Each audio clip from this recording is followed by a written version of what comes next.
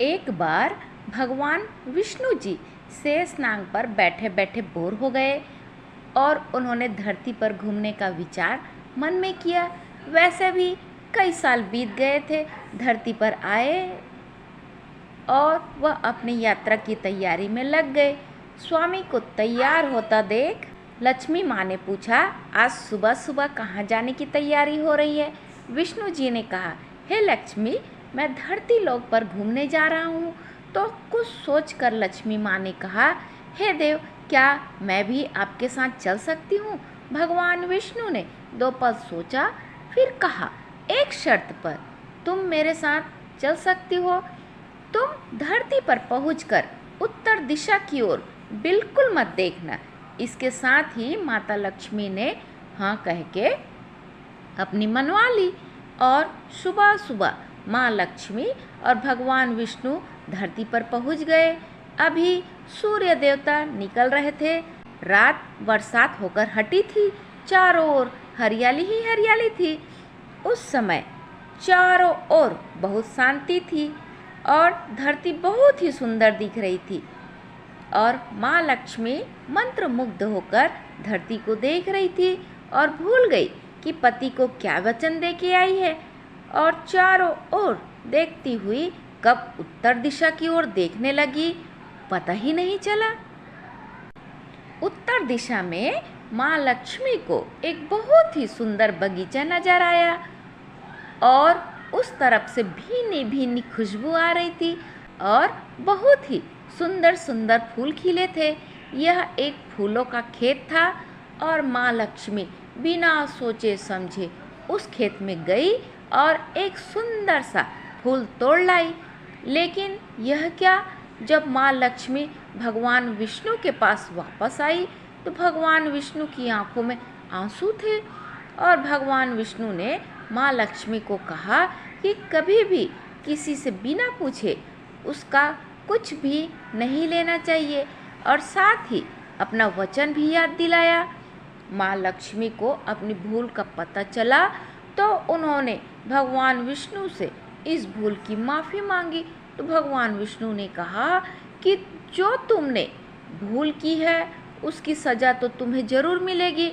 जिस माली के खेत से तुम बिना पूछे फूल तोड़ा है, यह एक प्रकार की चोरी है।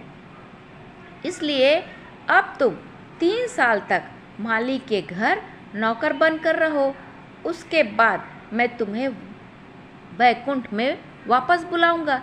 माँ लक्ष्मी ने चुपचाप सर झुकाकर हाँ कर दी और माँ लक्ष्मी एक गरीब औरत का रूप धारण करके उस खेत के मालिक के घर गई। घर क्या, एक झोपड़ा था और मालिक का नाम माधव था। माधव की बीबी के 2 बेटे और 3 बेटियां थी। सभी उस छोटे से खेत में काम करके किसी तरह से गुजारा करते थे। माँ लक्ष्मी जब एक साधारण और गरीब औरत बनकर जब माधव के झोपड़े पर गई तो माधव ने पूछा, बहन तुम कौन हो और इस समय तुम्हें क्या चाहिए? तब माँ लक्ष्मी ने कहा, मैं एक गरीब औरत हूँ, मेरी देखभाल करने वाला कोई नहीं, मैंने कई दिनों से खाना भी नहीं खाया, मुझे कोई भी काम दे दो, साथ में मैं तुम्हारे घर का काम भी कर दिया करूँगी, बस मुझे अपने घर में एक कोने में आसरा दे दो।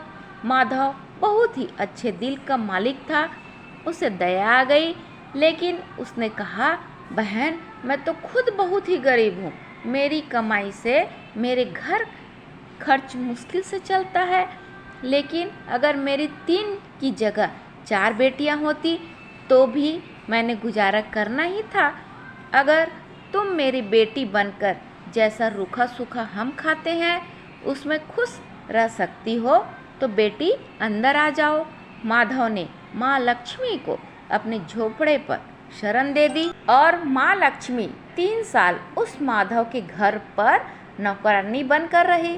जिस दिन माँ लक्ष्मी माधव के घर आई थी उसके दूसरे दिन ही माधव को इतनी आमदनी हुई फूलों से कि शाम को एक गाय खरीद ली।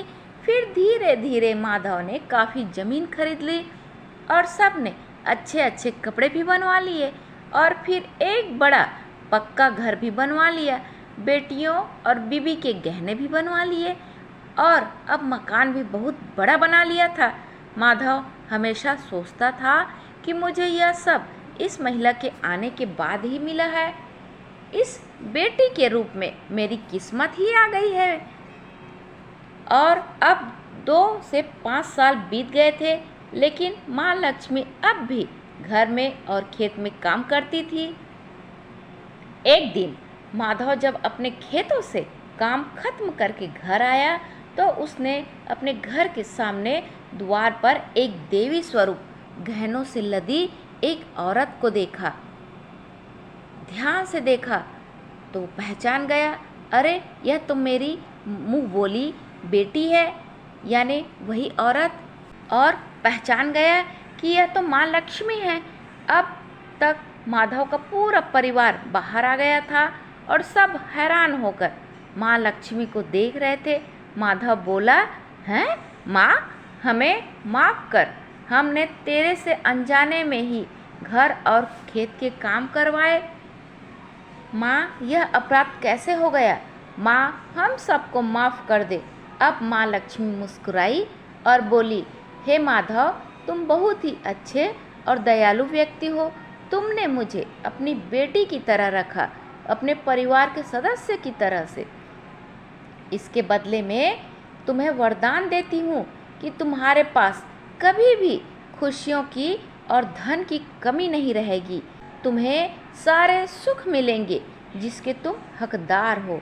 और फिर माँ अपने स्वामी से दोबारा भेजे रथ में बैठकर वैकुंठ की ओर चली गई। जय माँ लक्ष्मी।